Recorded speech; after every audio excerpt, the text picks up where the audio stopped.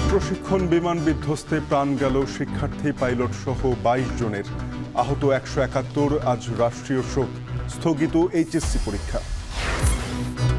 জুলাইয়ের বুক চিতিয়ে লড়েছে মিরপুরের ছাত্র জনতা। উত্তাল রাজপথে জয় আসে শতপ্রাণের বিসর্জনে।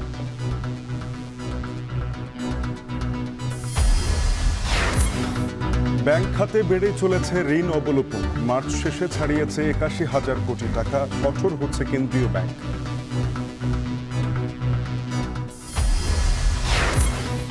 কুষ্টিয়ায় 15 দিন ধরে পানিবন্দী শতাধিক পরিবার। সাতক্ষীরায় বেহাল আশ্রয়ন প্রকল্প, ছেড়ে যাচ্ছেন ভূমিহীন পরিবার। এবং সাফ অনূর্ধ্ব-20 চ্যাম্পিয়নশিপ ঘরে তুলল বাংলার বাঘিনীরা। সাগরিকার জাদুকরী হ্যাট্রিকে নেপালকে হারালো 4-0 গোলে।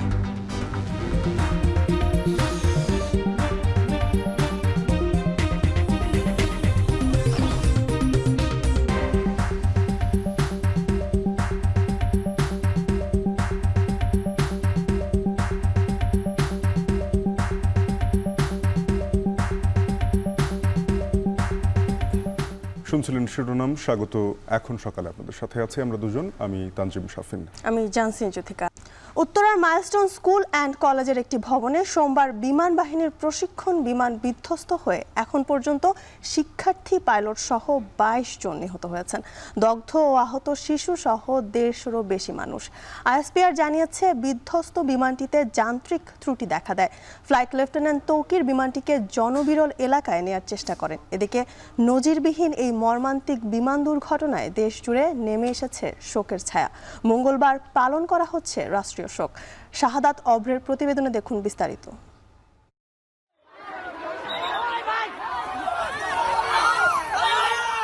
শিশুদের আহাজারি আর কান্নায় ভারী হয়ে উঠেছে মাইলস্টোন স্কুলের ক্যাম্পাস। কিছু বুঝে ওঠার আগেই ছুটোছুটি, আগুন, ধোঁয়া ছাপিয়ে পোড়া ইউনিফর্মে দগ্ধ শিশু, আতঙ্কিত অভিভাবক, শিক্ষক। সোমবার দুপুরে উত্তরার দিয়াবাড়ির মাইলস্টোন স্কুলের ক্যান্টিনের ছাদে বিমান বাহিনীর F-7 বিজেআই প্রশিক্ষণ বিমানটি বিধ্বস্ত হয়। এরপর লাগোয়া দোতলা একাডেমিক ভবনের প্রবেশপথে সেটি আছড়ে পড়ে। মুহূর্তেই আগুন ধরে যায় বিমানটিতে। এ সময় ভবনটিতে ইংলিশ ভার্সনের 6ষ্ঠ, 7ম ও 8ম শ্রেণীর শিক্ষার্থীদের ছুটির প্রস্তুতি চলছিল। লাইনে দাঁড়িয়ে ছুটি হবার অপেক্ষায় ছিল ছোট ছোট শিক্ষার্থীরা। একদম ছুটির সময় বাচ্চারা বের হবে আর কি, তা আমরা হচ্ছে গিয়ে ওদেরকে যাতে একটা সুশৃঙ্খলভাবে বের হয় আর কি, যার জন্য লাইন করে বের করি আর কি। ঠিক এই মুহূর্তের মধ্যে আর কি আপনার এই দুর্ঘটনা ঘটার পরপরই আপনার প্রচন্ড ধোঁয়া। তো টিচার্স রুমে হচ্ছে গিয়ে আমরা 2জন টিচার ছিলাম। এর মধ্যে হচ্ছে গিয়ে আপনার আমরা সিদ্ধান্ত নিতে পারতেছিলাম না কি করবো। সামনে আগুন, ভিতরে আমরা ধোয়ার মধ্যে। আমি দৌড় দিয়ে ওয়াশরুমের দিকে দৌড় দিই। আরেকজন শুনলাম যে হচ্ছে মানে আমাকে অনুসরণ না করে হয়তো অন্যদিকে গেছে, এরকম হয়তো তিনি মারা যাওয়ার সম্ভাবনা আছে। জানা যায় বিমানটি দুপুর 1:06 উড্ডয়ন করেছে এবং বিধ্বস্ত হয় 1:18। প্রথমবার একক বিমান উড্ডয়ন করেছিলেন ফ্লাইট লেফটেন্যান্ট তৌকির ইসলাম সাগর। মাত্র 12 মিনিটের মধ্যেই দেশের ইতিহাসের ভয়াবহ হৃদয় বিদারক ঘটনার সাক্ষী হতে হলো। পুড়ে অঙ্গার হয় নিষ্পাপ শিশুরা, দগ্ধ হয় 150-রও বেশি শিক্ষার্থী। নিহতের সংখ্যাও বেড়েছে সময়ের সাথে পাল্লা দিয়ে। এদের বেশিরভাগের বয়সী 12 থেকে 16 বছরের মধ্যে। যে এখানে ক্লাস থেকে বের হইব বিল্ডিং এর, ওই ক্লাসের ভিতর গিয়ে ঢুকছে একবারে গেটে। তারপরে বাচ্চারা বের হইতে পারেনি, বাচ্চারা জলসে যাওয়া বাচ্চাগুলো বের হইতেছে। কিছু লাশ পড়ে আছে, যারা বের হইতেছিল ওই বিমানের লেগে অনেক জলসে গেছে।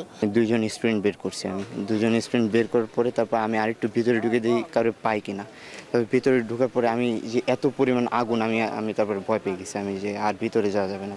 বিমান বিধ্বস্তের পরই ঘটনাস্থলে অভিভাবকরা ছুটে যায় প্রিয় সন্তানের খোঁজে। উত্তরা, টঙ্গী, পল্লবী সহ ফায়ার স্টেশনের 9টি ইউনিটের চেষ্টায় আগুন নিয়ন্ত্রণে আসে। উদ্ধার কাজে সেনাবাহিনী, বিমান বাহিনীর হেলিকপ্টারও যোগ দেয়। শিক্ষার্থীদের নেওয়া হয় রাজধানীর নানা হাসপাতালে। উৎসুক জনতা আর আতঙ্কিত হাজার হাজার মানুষের ভিড় ঠেলে একটু পরপরই অ্যাম্বুলেন্স বেরিয়ে আসতে থাকে। বিমান বিধ্বস্তের ঘটনায় দেশ জুড়ে নেমে এসেছে শোকের ছায়া। এত হতাহতের ঘটনায় মঙ্গলবার রাষ্ট্রীয় শোক ঘোষণা করা হয়েছে। শাহাদাত অভ্র, এখন, ঢাকা। বিমান বাহিনীর প্রশিক্ষণ বিমান বিধ্বস্ত হয়ে দগ্ধ ও আহতদের বার্ন ইনস্টিটিউট সহ রাজধানীর বিভিন্ন হাসপাতালে চিকিৎসা দেওয়া হচ্ছে। প্রয়োজনে আহতদের উন্নত চিকিৎসার জন্য বিদেশ নেয়ার আশ্বাস দিয়েছেন উপদেষ্টারা। এদিকে নিহতদের মধ্যে যাদের পরিচয় শনাক্ত করা যাবে তাদের মরদেহ দ্রুতই পরিবারের কাছে হস্তান্তর করা হবে। বাকিদের মরদেহ ডিএনএ পরীক্ষার পর হস্তান্তর করা হবে বলে জানিয়েছে প্রেস উইং। আরও দেখুন প্রতিবেদনে। একের পর এক অ্যাম্বুলেন্স প্রবেশ করছে বার্ন ইনস্টিটিউটে। ভেতরে দগ্ধ শিশু কিশোররা। বার্ন ইনস্টিটিউটের মূল ফটকের সামনে প্রচণ্ড ভিড় ঠেলে অ্যাম্বুলেন্সে আসা আহতদের প্রাণ বাঁচাতে আপ্রাণ চেষ্টা দেখা গেছে। এখানে 70-এর বেশি দগ্ধকে নিয়ে আসা হয়েছে। মুহূর্তেই হাসপাতালের পরিবেশ ভারী হয়ে ওঠে। কেউ দোয়া করছে পুড়ে যাওয়া সন্তানের জন্য। দগ্ধদের শরীরের বেশিরভাগ অংশ পুড়ে যাওয়ায় হতাহত বাড়ার শঙ্কা রয়েছে। আমরা তো স্কুলে দিয়ে আসছি, মানে ও আছে কিনা নাই তা তো আমরা এখানে পুরো দেখছি। আমরা বাচ্চা পাচ্ছি না, ক্লাস 3-তে পড়ে বাচ্চা। এখন আমরা এই যে এইখানে আসছি প্রায় 4 ঘন্টা হয়ে গেছে, এখন পর্যন্ত বাচ্চার কোনো হদিস পাচ্ছি না। বার্ন ইউনিট সব জায়গায় খুঁজছি, কিন্তু আমরা এখনো তাদের কোনো ট্রেস পাইতেছি না যে তারা এখন কোথায়। আহতদের খোঁজ খবর নিতে আসেন সরকারের উপদেষ্টারা। প্রয়োজনে উন্নত চিকিৎসার জন্য বিদেশে নেয়ার আশ্বাস দেওয়া হয়েছে অন্তর্বর্তী সরকারের পক্ষ থেকে। আমাদেরকে hospital authority national burn unit থেকে জানিয়েছেন ওনারা চিকিৎসার প্রয়োজনে যত রকম প্রস্তুতি দরকার সকল প্রস্তুতি সম্পন্ন করেছেন। তারপরও যদি প্রয়োজন হয় বিদেশ থেকে চিকিৎসক আনাবেন। যদি প্রয়োজন হয় বিদেশে আমাদের এই শিক্ষার্থীদের যারা বার্ন ইউনিটে আহত অবস্থা আছে নিয়ে যাবেন। আমাদের চিকিৎসা পুনর্বাসনে কোনো রকম কোনো ঘাটতি থাকবে না। এবং এই বিয়োগান্ত ঘটনা, এই মর্মান্তিক দুর্ঘটনা কেন ঘটলো অবশ্যই আমরা তদন্ত করে দেখব। এই ব্যাপারে প্রয়োজনীয় যা ব্যবস্থা নেওয়া তা নিব। সকল চিকিৎসকদের, বিশেষজ্ঞ চিকিৎসক, সরঞ্জামাদি এবং ঔষধপত্র সবকিছু যথেষ্ট পরিমাণে সকল হাসপাতালে প্রস্তুত আছে। বার্ন ইনস্টিটিউট ছাড়া সিএমএইচ, কুয়েত মৈত্রী হাসপাতাল, কুর্মিটোরা জেনারেল হাসপাতাল, লুবানা জেনারেল হাসপাতাল, উত্তরা আধুনিক হাসপাতাল, উত্তরা ক্রিসেন্ট হাসপাতালে দগ্ধদের আনা হয়। কারো হাত, কারো মুখ, কারো পা পুড়ে গেছে। সবকিছু ছাপিয়ে আতঙ্ক সবার চোখে মুখে। আমি নিজেও একজনকে আনতে চাইছি, বাট ও আমার হাতেই গলে পুড়ে মারা গেছে, আমি আনতে পারিনি। আমরা 2জন টিচার ছিলাম। এর মধ্যে হচ্ছে কি আমরা সিদ্ধান্ত নিতে পারতেছিলাম না কি করবো। সামনে আগুন, ভিতরে আমরা ধোয়ার মধ্যে। আমি দৌড় দিয়ে ওয়াশরুমের দিকে দৌড় দিই। পুড়ে যাওয়া রোগীদের জন্য প্রয়োজনীয় রক্ত ইতিমধ্যে পাওয়া গেছে। বার্ন ইনস্টিটিউট বলছে মঙ্গলবার সকাল 8টা পর্যন্ত আর রক্তের প্রয়োজন নেই। তবে বাইরে উৎসুক জনতার কারণে সেবা দিতে হিমশিম খেতে হয়। ভিড় সামলাতে কাজ করে আইনশৃঙ্খলা বাহিনী ও স্বেচ্ছাসেবীরা। ফরহাদ বিন নূর, এখন, ঢাকা। রাজধানীর উত্তরায় বিমান বিধ্বস্তের ঘটনায় এখনও নিখোঁজ সন্তানের খোঁজে দুর্ঘটনাস্থলে যাচ্ছেন স্বজনরা। রয়েছে উৎসুক জনতাও। এ নিয়ে আরও খবর জানাতে Diabari milestone school and college থেকে যুক্ত হচ্ছেন ইফতেখার রায়হান। ইফতেখার, জানাবেন দুর্ঘটনা কবলিত জায়গা থেকে তো বিমানটি সরিয়ে নেওয়া হয়েছে, এখন সেখানে কি অবস্থা? নিখোঁজ শিক্ষার্থীদের সংখ্যা জানা গেছে কিনা বা ধারণা করা যাচ্ছে কিনা? অভিভাবকরা যারা এখনও সন্তানদের খুঁজছেন তারা কি বলছেন?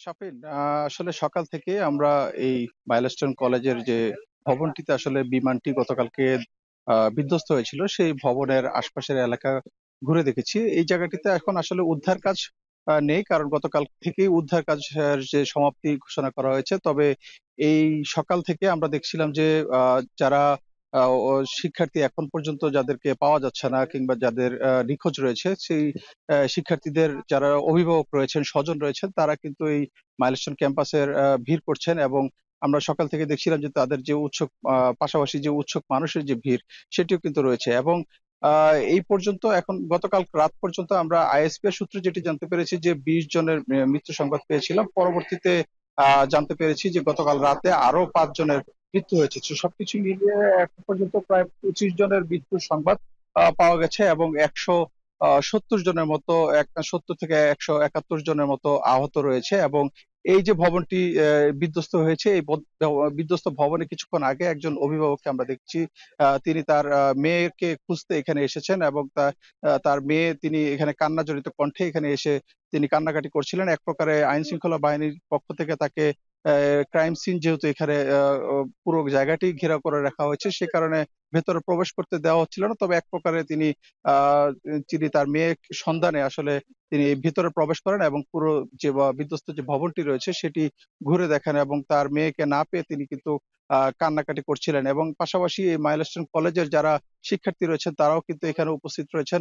শিক্ষার্থীদের মধ্যে আমরা এক ধরনের প্রতিক্রিয়া দেখতে পেয়েছি যে নিহতের সংখ্যা নিয়ে তারা বলছেন যে যেহেতু এখানে যখন বিমানটি বিধ্বস্ত হয় তখন এখানে শ্রেণীকক্ষে পাঠদান হচ্ছিল এবং ছুটির আগ মুহূর্তে, সে কারণে তারা বলছেন যে নিহতের সংখ্যা সেটি আরো বাড়ার সম্ভাবনা রয়েছে বলে তারা জানিয়েছেন এবং তারা বারবার গণমাধ্যম কর্মীদের কাছে আসলে জানতে চাচ্ছেন যে নিহতের সংখ্যা নিয়ে কোনো ধরনের লুকোচুরি করা হচ্ছে কিনা সেসব বিষয় কিন্তু তারা কিন্তু প্রতিক্রিয়া ব্যক্ত করছেন। এবং এই পুরো যে মাইলস্টোন ক্যাম্পাসটিকে ঘিরে কিন্তু আইন শৃঙ্খলা বাহিনীর সদস্য মোতায়েন রয়েছে, পাশাপাশি উৎসুক মানুষের ভিড় রয়েছে এবং যারা এখন পর্যন্ত নিখোঁজ রয়েছে সেই নিখোঁজ শিক্ষার্থীদের স্বজনরাও কিন্তু এখানে ভিড় করছেন। তো এই ছিল আমার কাছে মাইলস্টোন ক্যাম্পাস থেকে সবশেষ তথ্য। শাসকের রক্তচক্ষুর সামনে দাঁড়িয়ে জুলাই আগস্ট জুড়ে দৃঢ়ভাবে লড়ে গেছে মিরপুরের ছাত্র জনতা। প্রতিবাদ প্রতিরোধের যুদ্ধে হারিয়েছেন সহযোদ্ধা, কিন্তু দমে যাননি একটু। পাল্টা স্লোগানে উত্তাল করেছে রাজপথ। ফলশ্রুতিতে শত প্রাণের বিসর্জনে বিজয় এনেছে ছিনিয়ে। জুলাইয়ের সংগ্রামের দিনগুলোর গল্প বলছেন রকিবুল রাহাত।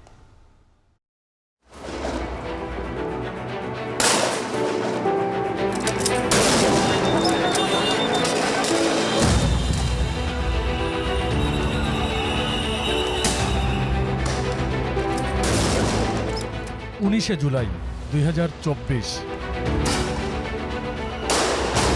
উত্তাল শহর, থমথমে পুরো রাজধানী।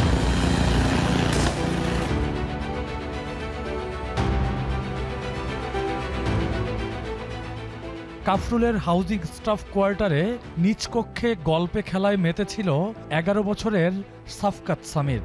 হঠাৎই পাশের রাস্তায় শুরু হয় গোলাগুলি। টিয়ার গ্যাসের ঝাঁঝালো গন্ধে ভরে যায় ঘর। এরপরই জানালা আটকাতে গিয়ে ঘটে যায় বিয়োগাত্মক ঘটনা।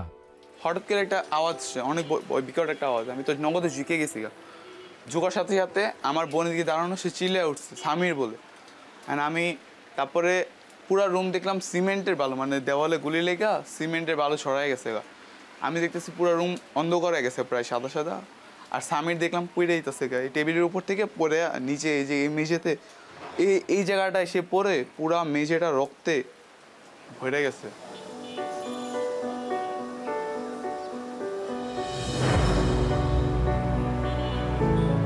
ছেলের ব্যবহৃত জিনিসেই হারানো ধন খুঁজে ফেরেন শহীদ সামিরের বাবা সাকিবুল।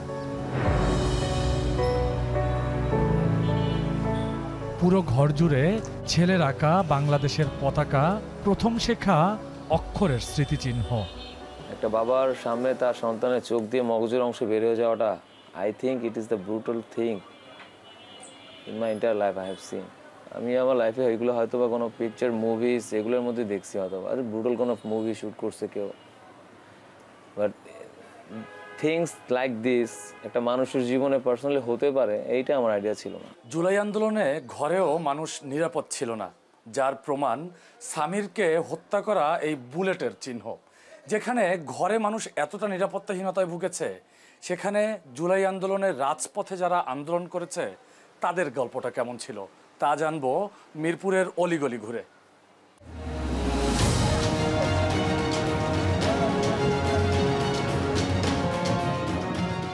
মিরপুরের রাজপথ উত্তাল হয় এরও 3 দিন আগে, 16ই জুলাই।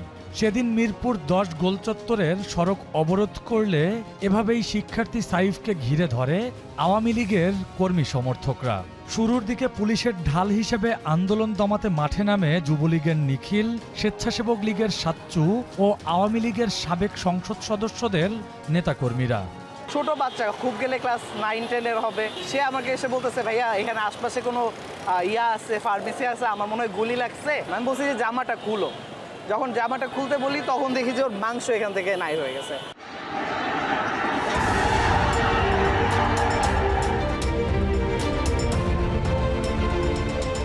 জুলাই গণ অভ্যুত্থানে মিরপুর আন্দোলনের কেন্দ্রবিন্দু ছিল মিরপুর 10।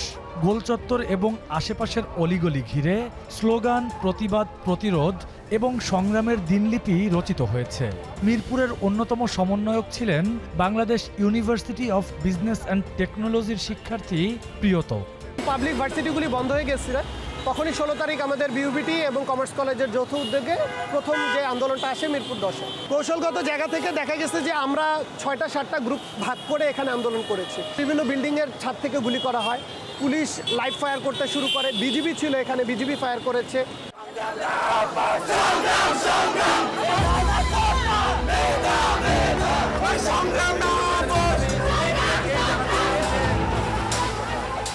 মিরপুরের শিক্ষা প্রতিষ্ঠানের ক্যাম্পাসের সামনের আন্দোলনের স্রোত রাজপথে এসে মেশে 19শে জুলাই। আওয়ামী লীগের নেতাকর্মীদের মারণঘাতী অস্ত্রের ঝনঝনানিতে ক্ষেপে ওঠেন শিক্ষার্থীরা। সেদিন দুপুর 1টার পর মিরপুর 10 গোলচত্বর দখলে নেন তারা।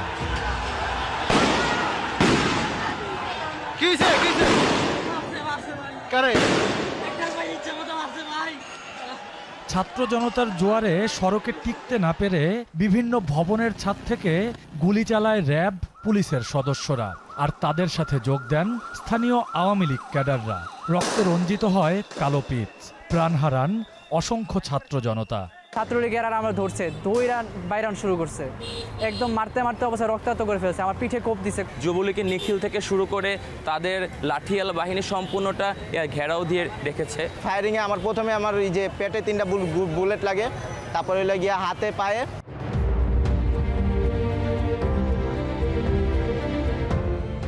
20শে জুলাই আরও উত্তাল হয়ে ওঠে রণাঙ্গন। সীমাহীন ক্ষোভের মুখে মিরপুর 10 এবং কাজীপাড়া মেট্রো রেল স্টেশনে চলে ভাঙচুর। আর তার রেশ ধরে পরবর্তীতে রাতে রাতে বাড়ি বাড়ি চলে ছাত্র গ্রেপ্তার, হুমকি ধামকি। তবুও পিছু হটে না তারা। মিরপুর 13 নম্বর, মিরপুর 11, কাজীপাড়া, শেওড়াপাড়ার মূল সড়ক থেকে অলিগলি হয়ে ওঠে ছাত্র জনতার মুক্তাঞ্চল। প্রধান সড়কে বাধার মুখে পড়লে গলিগুলো হয়ে ওঠে তাদের আশ্রয়স্থল। সেখানে বড় সমর্থন আসে স্থানীয় বাসিন্দাদের কাছ থেকে। পুলিশ ট্যাগেল দিতে পারে না, তখন আমাদের উপর হেলিকপ্টার দিয়ে সাউন্ড গ্রেনেড, তারপরে গরম পানি এগুলো দেওয়া হয়েছিল। তো অনেক বাসা বাড়ি তো হেল্প করছিল, গেট খুলে দিয়ে তারা ভিতরে ঢুকে নিয়ে। স্কুল ছাত্রী থেকে শুরু করে গৃহিণী, কর্মজীবী সব ধরনের নারীদের অংশগ্রহণ ছিল, যে যার জায়গা থেকে আমাদেরকে যেভাবে পারছে সাপোর্ট করে গেছে। বাসা বাড়ি থেকে আন্টি যারা আছে, মহিলারা, আমাদের গুরুজন যারা আছে, তারা আমাদেরকে লাঠি বা ইট পাথর দিয়ে সহযোগিতা করছিল।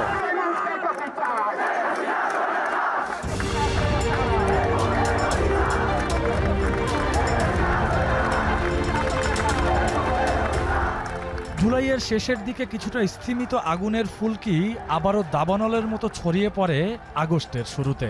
বৈষম্য বিরোধী ছাত্র আন্দোলনের ডাকা হাসিনা পতনের এক দফা দাবিতে রাজপথে নামেন ছাত্র জনতা। পাল্টা আক্রমণে আরও কঠোর হয়ে ওঠে ঘাতকরা।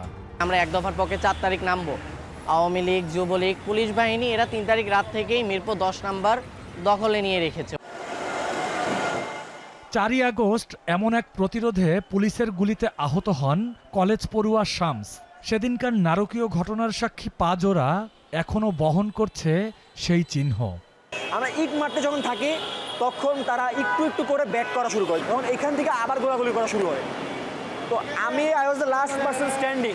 তো যখন গোলাগুলিটা করা শুরু হয়, প্রথম যে গুলিটা লাগে সেটা হচ্ছে আমার পায়ের এখান থেকে ঢুকে এখান থেকে বের হয়। আমি এই জায়গাটার মধ্যে এভাবে দাঁড়িয়েছিলাম।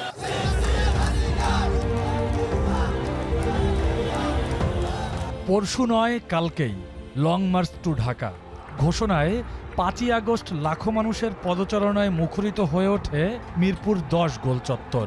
জনতার ঢল নামে বেগম রোকেয়া সরণি হয়ে পলাতক সাবেক প্রধানমন্ত্রীর বাসভবন গণভবন অভিমুখে।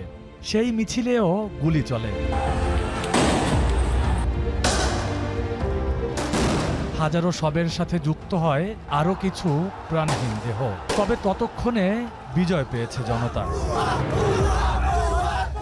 জুলাইয়ের সেই সব ভয়াবহ দিনগুলো হয়েছে ইতিহাস। স্বৈরাচার বিদায় নিয়েছে, নতুন সম্ভাবনার পথে হাঁটছে বাংলাদেশ। সেক্ষেত্রে নতুন রাজনৈতিক বন্দোবস্ত কেমন হবে সেটি বলতে চাই শিক্ষার্থীদের স্লোগানের ভাষায়। বিকল্পকে তুমি, আমি, আমরা। সবার ঐক্যবদ্ধ প্রচেষ্টায় বাংলাদেশ এগিয়ে যাবে, এমন প্রত্যাশা জুলাই যোদ্ধাদের। রকিবুল রাহাত, এখন, ঢাকা। খেলাপি ঋণের সাথে পাল্লা দিয়ে বাড়ছে ব্যাংক খাতের ঋণ অবলোপনের পরিমাণ। এতে ঝুঁকি আরও বেড়েছে আর্থিক খাতে। 2025 সালের মার্চ মাস পর্যন্ত ব্যাংক খাতে পুঞ্জীভূত অবলম্বনকৃত ঋণের পরিমাণ দাঁড়িয়েছে 81,863 কোটি টাকায়। অর্থনীতিবিদদের মত, ঋণ অবলোপনের এই প্রবণতা দিন দিন বেড়েই চলেছে, যার ফলে ব্যাংক খাতে প্রকৃত খেলাপি ঋণের চিত্র দিন দিন আড়াল হয়ে যাচ্ছে। দেলাওয়ার দুলনের প্রতিবেদন। ব্যালেন্স শিট থেকে একটি নির্ধারিত সময়ের পর আদায়যোগ্যতা হারিয়েছে এমন মন্দ ঋণ হিসেবের সুবিধার্থে সরিয়ে ফেলে ব্যাংকগুলো। দেশের ব্যাংকগুলোতে খেলাপি ঋণের সাথে পাল্লা দিয়ে বাড়ছে এভাবে ঋণ অবলোপনের পরিমাণও। কেন্দ্রীয় ব্যাংকের সবশেষ তথ্য বলছে 2025 সালের মার্চ মাস শেষে ব্যাংক খাতে মোট অবলোপন করা ঋণ দাঁড়িয়েছে 81,863 কোটি টাকা। 2003 সাল থেকে ঋণ অবলোপন বা রাইট অফ চালু হয়, তবে ঋণ অবলোপনের আগে অর্থ ঋণ আদালতে মামলার বিধান রয়েছে, যেখানে দেখা হয় ঋণের বিপরীতে শতভাগ নিরাপত্তা সঞ্চিতির দিকটিও। কেন্দ্রীয় ব্যাংকের হিসেবে দেশের 61টি ব্যাংকের মধ্যে 54টি গেল 21 বছরে খেলাপি ঋণ অবলোপন করেছে। ঋণ অবলোপনের এই প্রবণতায় ব্যাংক খাতে প্রকৃত খেলাপির চিত্র আড়াল হচ্ছে বলে মত অর্থনীতিবিদদের। টানা 3 বছর যদি আপনার ঋণ চলমান থাকে, খেলাপি ঋণ চলমান থাকে, সেটাকে কমিয়ে নিয়ে এসে 2 বছর পরে আপনি অবলোপন করতে পারবেন। সো অবলোপন করলে ঋণটা আদায় তো হলো না। কেন্দ্রীয় ব্যাংকের নীতিমালা শিথিলতার কারণে ঋণ অবলোপন বেড়েছে। একসময় ঋণ অবলোপনে কমপক্ষে 5 বছর অপেক্ষা করতে হতো।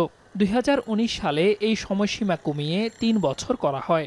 বর্তমানে 2 বছর ধরে খেলাপি বা লোকসানে থাকা ঋণই অবলোপন হিসেবে দেখানো হয়। কোনো ব্যাংক যদি প্রভিশন শতভাগ রেখে তার বুকটাকে ক্লিন করার জন্য রাইট অফ করে, সেক্ষেত্রে এটাতে নেগেটিভলি দেখার সুযোগ কম, আর এ থেকে কিন্তু গ্রাহকও কোনো মুক্তি পাচ্ছে না, কারণ তার বিরুদ্ধে অলরেডি মামলা দায়েরও আছে।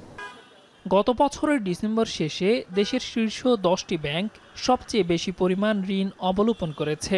এর মধ্যে রাষ্ট্রায়ত্ত সোনালী ব্যাংক একাই অবলোপন করেছে 8,568 কোটি টাকা। অর্থনীতিবিদদের মত, ঋণ অবলোপনের অপব্যবহার বন্ধ করে প্রকৃত খেলাপি ঋণের তথ্য প্রকাশ প্রয়োজন। দেলোয়ার দোলন, এখন, ঢাকা। 15 দিন ধরে কুষ্টিয়া শহরের একটি এলাকার শতাধিক পরিবার পানিবন্দী জীবনযাপন করছেন, যাতে সীমাহীন দুর্ভোগে পড়েছেন স্থানীয়রা। স্থানীয়দের অভিযোগ, রবিউল নামের এক প্রভাবশালী ব্যক্তি পানি নিষ্কাশনের কালভার্টের প্রধান মুখ বন্ধ করায় তৈরি হয়েছে এই দুর্ভোগ। কুষ্টিয়া থেকে আব্দুল আলিমের ছবিতে মেজবাউদ্দিন পলাশের তথ্য ও ছবিতে দেখুন প্রতিবেদন। গেল 15 দিন ধরে জলাবদ্ধতার কবলে কুষ্টিয়া পৌরসভার 1 নং ওয়ার্ডের উত্তর কমলাপুর ও 16 নং ওয়ার্ডের মঙ্গলবাড়িয়া বাঁধ এলাকার মানুষ। সামান্য বৃষ্টিতে ঘর থেকে বের হওয়া প্রায় অসম্ভব হয়ে পড়েছে স্থানীয়দের জন্য। এমনকি কিছু ঘরবাড়িতে ঢুকে গেছে ময়লা আবর্জনার পানি, যাতে সীমাহীন দুর্ভোগে পড়েছেন অন্তত 5 শতাধিক মানুষ। ভোগান্তিতে পড়তে হচ্ছে স্কুল কলেজের পড়ুয়া শিক্ষার্থীদের। এদিকে জলাবদ্ধতায় এরই মধ্যে বন্ধ হয়ে গেছে একটি মাদ্রাসা, তৈরি হয়েছে সুপেয় পানির সংকটও। যাতায়াত সমস্যা, পোকামাকড়ের সমস্যা, থাকা যার কিছু না গরু ছাগল যারা তাদেরও সমস্যা, সবারই সমস্যা। ময়লা টয়লা গড়িয়ে আইসি আমাদের বাড়ির চারপাশে, ধরো বাড়ির ভিতরে পানি উঠে গেছে। রান্না করতে পারতেছি, খাতে পারতেছি, লাপতে পারতেছি, চুলকানি, সারা গায়ে ঘাও, কিভাবে কষ্ট করে রাতের ব্যাপারটা ড্রেন চাই আমরা। ভুক্তভোগীদের অভিযোগ, স্থানীয় প্রভাবশালী রবিউল নামে এক ব্যক্তি গেল 2 মাস আগে খাস খতিয়ানের জমি তার নিজের দাবি করে এই এলাকায় পানি নিষ্কাশনের একমাত্র কালভার্টের মুখ মাটি দিয়ে ভরাট করে দেয়। এরপর থেকেই চরম দুর্ভোগ তৈরি হয়েছে গোটা এলাকা জুড়ে। তবে অভিযুক্ত রবিউল বলছেন, নিজের জায়গা হয় কালভার্টের মুখ বন্ধ করেছেন তিনি। মাটি দিয়ে বন্ধ হয়ে গেছে। এখন সবাই বলেছিলাম যে এটা ধরেন আমাদের পানি পাই করার জন্য জায়গা রাখা, তারা বলে যে আমাদের জমি আমরা জায়গা রাখবো। ব্রিটিশে মুখ বন্ধ করতে আছে, সে পানি বের হতে পারছে না, নদীর যায় পানি, নদীতে পানি যাতে পারছে না। এটা হচ্ছে আমার নিজস্ব জায়গা, ঠিক আছে, এটা কোনো নয়, মালিকানা জায়গা, আমার জায়গাতে আমি বাড়ি করব না। আর এই ব্রিজটা তো এখানে তো জোরপূর্বকভাবে করা হয়েছে, ঠিক আছে, ওই সময় নিষেধ করা হয়েছিল। তো আমার জায়গাতে আমি মাটি ফেলছি। এইদিকে সবচেয়ে বিশেষ দরকার ড্রেন হলে পরে কোনো সমস্যা হবে না, প্রতি বছরে এরকম পানি বাঁধে থাকে। জলাবদ্ধতা কবলিত এলাকা পরিদর্শন করে দ্রুত সমস্যার সমাধানের আশ্বাস দিচ্ছে প্রশাসন। কালভার্ট যিনি বন্ধ করেছেন তিনি বলেছেন তিনি বন্ধ করেছেন, এবং তাকে জানানোর পরে আমি as far as I know সেটা হচ্ছে তিনি দাবি করেছেন জায়গাটা তার নিজের। তার মানে হচ্ছে বিষয়টা ইনভেস্টিগেশনের ব্যাপার। এক, নাম্বার 2, সত্যি যদি ব্যক্তির মালিকানাধীন জমি হয়ে থাকে তাহলে পৌরসভা এতটুকু আমরা করতে পারি, we have to take otherwise alternative এরকমভাবে measures to drainage the water logging. Okay, সেক্ষেত্রে আমরা যেটা করতে পারি সেটা হচ্ছে আপৎকালীন সময়ের জন্য টেম্পোরারি আমরা করতে পারি, সেটা হচ্ছে আমাদের কনজারভেন্সি যেটা আছে সেটা দিয়ে আমরা পরিষ্কার পেরিফেরিয়াল আশেপাশে কোনো জায়গা এবং বিকল্প যদি এরকমভাবে ছোটোখাটো কোনো নিষ্কাশনের ব্যবস্থা থাকে সেগুলো পরিষ্কারের মাধ্যমে আমরা পানি নিষ্কাশনের ব্যবস্থা নেব। কালভার্টটির মুখ খুলে দিয়ে দ্রুত সময়ের মধ্যে ব্যবস্থা নেওয়ার দাবি জানিয়েছেন স্থানীয়রা। এখন কুষ্টিয়া। সাতক্ষীরার সরকারি আশ্রয়ন প্রকল্পে কয়েকশো ভূমিহীন পরিবার মাথা গোঁজার ঠাঁই পেলেও পায়নি বেঁচে থাকার উপযুক্ত পরিবেশ। আশ্রয়ন প্রকল্পের কোথাও ঘরের চারপাশে কাদা, কোথাও আবার জলাবদ্ধতা, নেই রাস্তা, পুকুরের মতো অবকাঠামো, এমনকি নেই ন্যূনতম নিরাপত্তা। ফলে ঘর পেয়েও এলাকা ছাড়তে বাধ্য হচ্ছেন অনেকে। সাতক্ষীরা থেকে আহসান রাজীবের প্রতিবেদন, ক্যামেরায় ছিলেন মাসুদ রানা। সাতক্ষীরা সদরের মরিচচাপ নদীর তীরে গড়ে তোলা জেলার সবচেয়ে বড় সরকারি আশ্রয়ন প্রকল্প, যেখানে প্রায় 400 ভূমিহীন পরিবারকে ঘর বরাদ্দ দেওয়া হলেও প্রতিকূল পরিবেশে অনেকেই টিকতে পারছেন না। বর্ষা মৌসুমে জোয়ারের পানি ঢুকে যায় ঘরে, বৃষ্টি হলেই কাদায় পরিপূর্ণ রাস্তাঘাটে চলাচল করা প্রায় অসম্ভব হয়ে পড়ে। এছাড়া পুকুর, স্কুল কিংবা মসজিদের মতো মৌলিক সুবিধা না থাকায় দুর্বিষহ হয়ে উঠেছে স্থানীয়দের জীবনযাপন। এই রাস্তাটা বৃষ্টির সময় এত কাদা যারা বেরোতেই পারিনি, ঘর দিয়ে বাইরে রাস্তাদের সমান, একই সমান, তো এত কোনো উঁচুই না, কাদা, বেরোতে পারি না। এই রাস্তার কোনো ব্যবস্থা নেই, পুকুর নেই। আমাদের এই জোয়ারের পানি উঠে আমরা রাত্রি ধরেন ঘুমাই থাকলাম, তখন পানি উঠে আমাদের ঘরের ভিতরে সব বুড়ি গেল পানিতে। তখন আমাদের বিশাল কষ্ট, খুব দুঃখ। পুকুর নাই, মসজিদ নাই, স্কুল নাই, আমাদের এখানে কেউ থাকে না। স্থানীয়দের অভিযোগ, প্রকল্পের অনেক ঘরই দালাল চক্রের মাধ্যমে মাত্র 40 থেকে 50 হাজার টাকায় বিক্রি বা জবরদখল করা হচ্ছে। এ নিয়ে অভিযোগ জানিয়েও কোনো প্রতিকার মিলছে না। এতে একদিকে যেমন প্রকৃত ভূমিহীনরা বঞ্চিত হচ্ছেন, তেমনি হুমকির মুখে পড়েছে প্রকল্পের মূল উদ্দেশ্য। আমার পাশে একজন আইছে, সে তার কোনো দলিল নেই, কোনো কাগজপাতি জমা ছিল না, কার কাছ থেকে ঘর নিয়েছে, নেওয়ার পরে আমার বলতিস কি কয়েকদিন আসার পরে যে তোমার ঘরটা বিক্রি করবো, তাই আমি অনেক বছর ভাড়া থেকে আছি, আমি ঘর বিক্রি করবো না। আর হচ্ছে 170টা, এখানে কিছু লোক বেঁচে যাচ্ছে, কিছু স্থায়ী লোক আমরা আছি, আবার কিছু লোক 40-50 হাজার টাকার মধ্যে বিক্রি করছে ঘর। এসব অভিযোগের বিষয়ে জেলা প্রশাসক বলছেন, সরকারি আশ্রয়ন প্রকল্পে শুধু প্রকৃত ভূমিহীনদেরই ঘর দেয়া হয়েছে, এর বাইরে কেউ ঘর দখলে রাখছে কিনা সে বিষয়ে তদন্ত ও যাচাইয়ের কাজ শুরু হয়েছে। আমার কাছে এখনো এরকম কোনো অভিযোগ আসেনি যে এখানে ভূমিহীন ছাড়া বা এরকম সরকারি মদতপুষ্ট কেউ হয়তো তারা ঘর পেয়েছে। তো আমার কাছে যদি এরকম প্রমাণিত হয় যে এরকম পেয়েছে, আমরা তার এটা বাতিল করে আমরা যা প্রকৃত ভূমিহীনকে আমি দিয়ে দেব। আমি ইতিমধ্যে আমাদের এডিসি রেভিনিউ আজকেই যাচ্ছে এখানে, এবং তাকে আমি এটাও বলে দেবো যে এখানে যারা ঘর পেয়েছে তারা আছে কিনা, এবং যারা পেয়েছে তারা আছে কিনা, না অন্য কেউ এখানে আবার বিক্রি করেছে বা এখানে তাদের বদলে অন্য কেউ এসছে কিনা, এটা যাচাই করে আমাকে রিপোর্ট দেওয়ার জন্য বলবো। সাতক্ষীরার এই সরকারি আশ্রয়ন প্রকল্পে কাগজে কলমে মাথা গোজার ঠাঁই মিললেও বাস্তবে মানবিক জীবনযাপনের সুযোগ এখনও অধরা। আহসান রাজীব, এখন সাতক্ষীরা। মাছে ভাতে বাঙালি এই প্রবাদ পুনরুজ্জীবিত করতে অভয়াশ্রম গড়ে তুলি, দেশি মাছে দেশ ভরি। এই প্রতিপাদ্যে মঙ্গলবার থেকে শুরু হচ্ছে জাতীয় মৎস্য সপ্তাহ। দেশের গুরুত্বপূর্ণ খালগুলোকে অভয়াশ্রম হিসেবে গড়ে তোলার প্রকল্প নিয়েছে মৎস্য ও প্রাণী সম্পদ অধিদপ্তর। পটুয়াখালী শহরের কাছে দেশীয় প্রজাতির মাছের প্রজনন ও টেকসই উৎপাদন বাড়াতে তেলিখালী খালে অভয়াশ্রম স্থাপন করেছে মৎস্য অধিদপ্তর। অভয়াশ্রমের মাধ্যমে সকল প্রজাতির মাছের উৎপাদন দ্বিগুণেরও বেশি হওয়ার আশা কর্তৃপক্ষের। জসিম পারভেজের প্রতিবেদনে দেখুন বিস্তারিত। পটুয়াখালীর পায়রা নদ ঘিরে ছড়িয়ে ছিটিয়ে রয়েছে অসংখ্য শাখা খাল। তেলিখালী খালটি এর মধ্যে অন্যতম। এখানে বিচরণ রয়েছে সামুদ্রিক, নদী, খাল ও বিভিন্ন জলাশয়ের মাছের। মে মাসের শুরুতে ২০ হেক্টর আয়তনের তেলিখালী খালের প্রায় ২ হেক্টর জায়গায় ৪ লাখ টাকা ব্যয়ে অভয়াশ্রম স্থাপন করেছে মৎস্য অধিদপ্তর। দেশীয় মাছের উৎপাদন বৃদ্ধির লক্ষ্যে রুই, কাতলা, গজার, শোল, টাকি, বোয়াল, আইড় ও চিংড়ি সহ অন্যান্য মাছ অবমুক্ত করা হয় খালটিতে। খালটিতে দেশীয় মাছ সংরক্ষণ হওয়ায় ও মাছের উৎপাদন বাড়ায় খুশি স্থানীয়রা। নির্বাচন করার পর সর্ববিষয়ে মাছ আমাকে বৃদ্ধি হয়েছে, চিংড়ি মাছও বৃদ্ধি হয়েছে। আমরা তো দোয়া পাল্লা সব সংসারে করি, ঘাটে নেমে সবসময় আমরা দেখতেছি। এটা থেকে বাচ্চা দেবে, ডিম দেবে, এখান থেকে আবার বাইরে যাবে, বাইরে মানুষের ধরে খাইতে পারবে। দেশের উপকার এবং দেশের জনগণের উপকার। এখন মাছ পানতে বাড়িয়ে গেলে অনেক এক সময় বুঝমু যে আমরা সবাই কিছু না কিছু মাছ খাইতে পাবো, খাইতে পারবো বা বেচতে পারবো।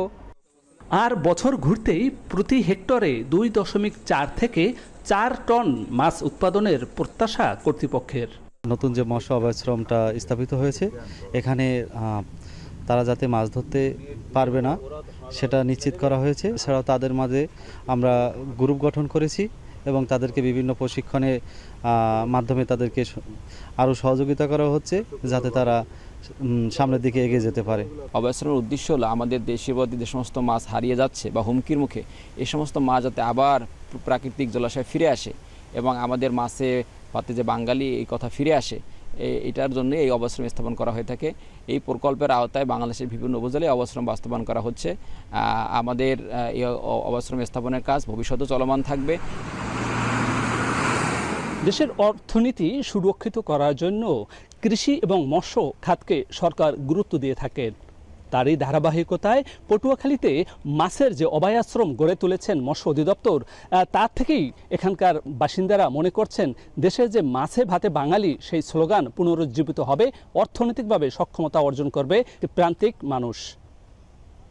জসিম পারভেজ, এখন পটুয়াখালী। যশোরের বসুন্দিয়ায় জমে উঠেছে কাঁঠালের মোকাম। দেশ জুড়ে রয়েছে এখানকার কাঁঠালের চাহিদা, পাশাপাশি যোগাযোগ ব্যবস্থাও সহজ হওয়ায় দেশের বিভিন্ন অঞ্চল থেকে আসা পাইকার ও আড়তদারদের ভিড় চোখে পড়ার মতো। প্রতি হাটে মোকামে 2 কোটি টাকার কাঁঠাল বিক্রি কিনে হয় বলে জানান সংশ্লিষ্টরা। এনামুল হকের ক্যামেরায় রিপন হোসেনের প্রতিবেদন। দেশের কাঁঠাল উৎপাদনকারী অঞ্চলগুলোর মধ্যে অন্যতম যশোর। এই জেলার বসুন্দিয়া, বাঘারপাড়া, চৌগাছা সহ মাগুরা ও নড়াইল জেলার কিছু অংশ জুড়ে বিপুল পরিমাণ কাঁঠাল উৎপাদন হয়। স্বাদে ভালো হয় জেলার বাইরেও রয়েছে এর চাহিদা। যশোর খুলনা সড়কের ভৈরব নদের পাড় ঘেঁষে বসুন্দিয়া বাজার। এখানেই কাঁঠালের সর্ববৃহৎ মোকাম, যেখানে প্রতি হাটে কাঁঠাল ওঠে 2 থেকে 2.5 লাখ পিস, যার বাজার দর 2 কোটি টাকার বেশি বলে জানান ব্যবসায়ীরা। রসখাজা কাঁঠাল এসব চাহিদা করে নেই, ঢাকা, চিটাগাং, বরিশাল বিভিন্ন জায়গা যায়, পটুয়াখালী। মান ভালো বলে আমরা আসি এখানে, ডেলি 10-20টা গাড়ি লোড আমরা করি, আর আমরা বিভিন্ন জায়গায় মাল নিয়ে যাই, আমরা সাপ্লাই দিন এখান থেকে কিনি। বরগুনা, ঢাকা, কুয়াকাটা, গোপালগঞ্জ, তারপরে আপনার বরিশাল, নোয়াখালী, সব বিভিন্ন জায়গায় যায়, আর বাগেরহাট, খুলনায় তো থাকলোই। প্রতি শনি ও মঙ্গলবার এই বাজারে বসে কাঁঠালের মোকাম। নদী ও সড়ক পথে ব্যবসায়ীরা এখান থেকে কাঁঠাল কিনে নিয়ে যায় দেশের বিভিন্ন জেলায়। চলতি বছর কাঁঠালের উৎপাদন আশানুরূপ হলেও চাহিদা মতো দাম নেই বলে হতাশ চাষিরা। 4-5 দিন টানা বৃষ্টি হয়েছে, বৃষ্টির কারণেও কাঁঠালের দাম কম। গাছে যে কাঁঠাল আছে সব পচে যাচ্ছে, পচে পড়ে যাচ্ছে, নষ্ট হয়ে যাচ্ছে। গতবারের চাই এবছর কাঁঠাল একটু উৎপাদন বেশি, এই কারণে ব্যবসার বাজার একটু কম আছে আর কি। উন্নত জাতের কাঁঠাল উৎপাদনে কৃষি সম্প্রসারণ অধিদপ্তর কৃষকদের উদ্বুদ্ধ করছে।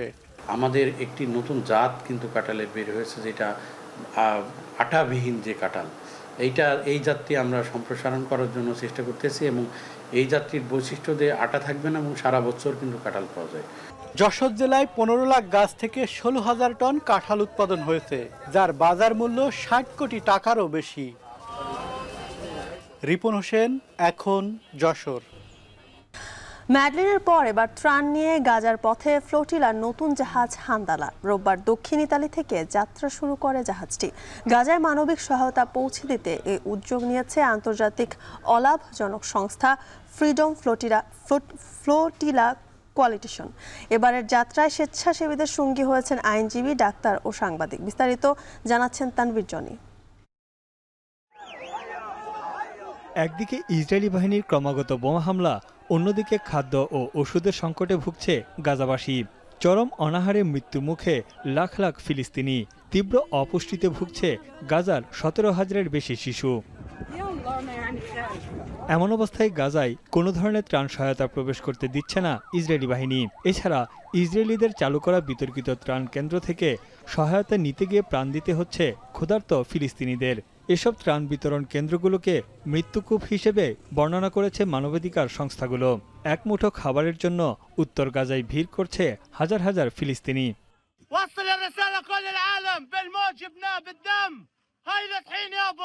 احنا لقمة عيشنا لازم تجي بالدم عشان احنا ناكل.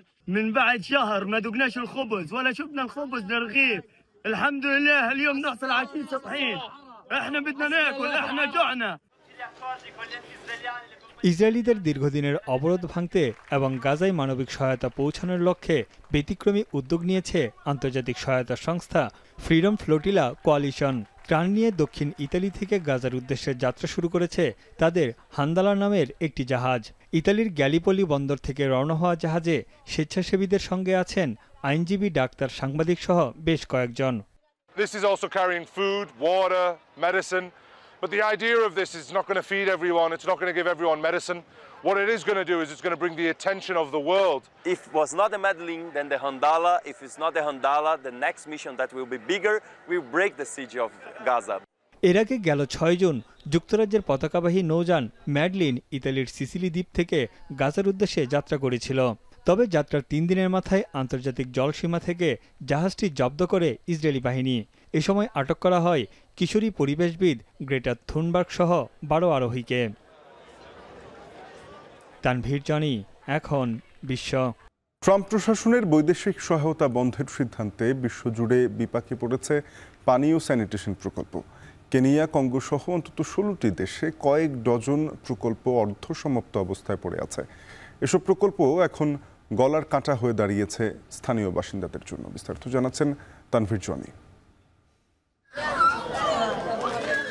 যুক্তরাষ্ট্রের বৈদেশিক সহায়তা কার্যক্রম কাটছাটের কারণে বিশ্বে সবচেয়ে ঝুঁকিতে থাকা প্রায় 1.5 কোটি মানুষের মৃত্যু হতে পারে, যার 3 ভাগের 1 ভাগই শিশু। সম্প্রতি বিশ্বখ্যাত চিকিৎসা সাময়িকী ল্যান্সেটের এক গবেষণা প্রতিবেদনে উঠে এসেছে এই তথ্য। বৈশ্বিক মানবিক সহায়তা তহবিলের 40% বেশি একাই যোগান দিত USAID। দ্বিতীয় দফায় ক্ষমতায় এসেই সংস্থাটির কার্যক্রম বন্ধের উদ্যোগ নেয় ট্রাম্প প্রশাসন। ট্রাম্পের এমন সিদ্ধান্তে বিপাকে পড়েছে বিশ্বের নানা সহায়তা কার্যক্রম। লাখো মানুষ চাকরি হারিয়েছেন। অপুষ্টি ও দুর্ভিক্ষের মুখে পড়েছে বিশ্বের বিভিন্ন দেশের কোটি কোটি মানুষ। এছাড়া অর্ধসমাপ্ত অবস্থায় পড়ে আছে কয়েক ডজন মানবিক সহায়তা ও উন্নয়ন প্রকল্পের কার্যক্রম। বার্তা সংস্থা রয়টার্স জানিয়েছে 16টি দেশের 21টির বেশি পানি ও স্যানিটেশন প্রকল্প অসমাপ্ত অবস্থায় পড়ে আছে। কেনিয়ার তাইতা তাভেতা প্রদেশে কৃষিকাজের সেচের জন্য 3 কিলোমিটার দীর্ঘ খাল ও ড্রেন তৈরির প্রকল্প হাতে নেওয়া হয়, যেখানে বড় আকারের অর্থায়ন করেছিল যুক্তরাষ্ট্রের আন্তর্জাতিক সহায়তা সংস্থা USAID। ড্রেনগুলোতে ইট বসানো হলেও অর্থের অভাবে তা প্লাস্টার করা হয়নি। এতে দিন দিন খসে পড়ছে ইট। হুমকির মুখে কৃষিকাজ। Since this is a very huge project, it's going to benefit them, and we know how much we've suffered because farmers who come from far end don't get enough water. বিশাল এই প্রকল্পের কাজ শেষ করতে আরও $5 লাখ প্রয়োজন। যদিও কেনিয়া সরকার এ বিষয়ে কোনো উদ্যোগ নেয়নি, যা বাসিন্দাদের জন্য বিপদ ডেকে এনেছে। তাদের অভিযোগ, আগের তুলনায় এই অঞ্চলে বন্যার ঝুঁকি বেড়েছে। অসমাপ্ত সেচ খালগুলো ভেঙে গিয়ে প্লাবিত হচ্ছে ফসলি জমি। Matumaini yangu ni miradi itengenezwe hiyo kanala, niwaze kulima, niwaze kuishi, niwaze mahali pa kulala। প্রকল্পের অর্থ সংগ্রহের জন্য পড়ে থাকা অব্যবহৃত নির্মাণ সামগ্রী, রড, সিমেন্ট, তার ইত্যাদি বিক্রির উদ্যোগ নিয়েছে বাসিন্দারা। পরিত্যক্ত অবস্থায় পড়ে থেকে প্রকল্পের বিভিন্ন যন্ত্রাংশ নষ্ট হচ্ছে। অন্যদিকে সংকটের মুখে তাদের কৃষিকাজ। এদিকে পূর্ব কঙ্গোতে অকার্যকর হয়ে আছে ইউএসএআইডির বিশুদ্ধ পানির প্রকল্প। এই অঞ্চলে সহিংসতা অব্যাহত থাকায় পানি সংগ্রহ করতে গিয়েও প্রাণ হারিয়েছে বহু শিশু। পানির সন্ধানে gие নিখোঁজ হয়েছে নারীসহ বহু মানুষ। Watoto wako natoka munyumba ma 4h batafika ma 17h hakuna mai. Tukishatuma bakubwa bako na bakiwa। উত্তর ও দক্ষিণ কিভু শহর সহ কঙ্গোর প্রায় 14 লাখ বাসিন্দার জন্য টেকসই পানি ও স্যানিটেশন ব্যবস্থা চালুর জন্য প্রায় $5 কোটি অর্থায়ন করে ইউএসএআইডি। 2027 সালে প্রকল্পের কাজ শেষ হওয়ার কথা থাকলেও এখন তা আটকে গেছে। অযত্নে নষ্ট এবং লুট হয়ে যাচ্ছে পাইপ, রড সহ বিভিন্ন নির্মাণ সামগ্রী। Le projet Swassa était un très bon projet. On sait que ça aurait boosté un peu notre réserve. Alors là, avec la rupture, là, on est un peu bloqué. On se demande est-ce qu'on devrait... এসব অসমাপ্ত প্রকল্পগুলোর কাজ শেষ করতে সংশ্লিষ্ট দেশগুলোর নিজস্ব অর্থায়নই একমাত্র ভরসা। ট্রাম্পের ঘোষণার পর প্রকল্পের কাজ বাকি রেখে ফিরে গেছে সহায়তা সংস্থাগুলো, যা বাসিন্দাদের জীবনকে আরও হুমকির মুখে ফেলেছে। তানভীর জনি, এখন বিশ্ব। শেষ করছি এখন সকাল। যাবার আগে শিরোনামগুলো জানাবো আরেকবার।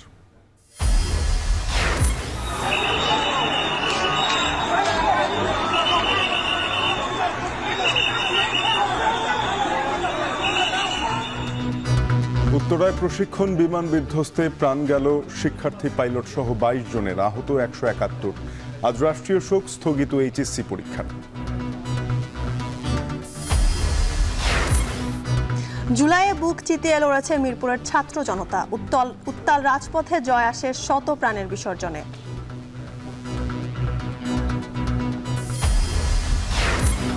ব্যাংক খাতে বেড়ে চলেছে ঋণ অবলোপন। মার্চ শেষে ছাড়িয়েছে 81,000 কোটি টাকা। কঠোর হচ্ছে কেন্দ্রীয় ব্যাংক।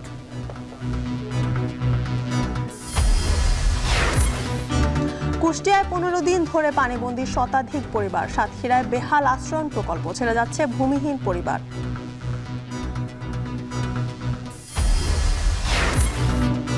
এবং সাফ অনূর্ধ্ব 20 চ্যাম্পিয়নশিপ ঘরে তুলল বাংলার বাঘিনীরা। সাগরিকার জাদুকরি হ্যাট্রিকে নেপালকে হারালো 4-0 গোলে। এই ছিল এখন সকালে। এখন টেলিভিশনের ওয়েবসাইট দেখতে ভিজিট করুন www.ekhon.tv। এছাড়া ফেসবুকে দেখতে ভিজিট করুন facebook.com/tv.ekhon এবং ইউটিউবে দেখতে ভিজিট করুন youtube.com/c/ekhon tv।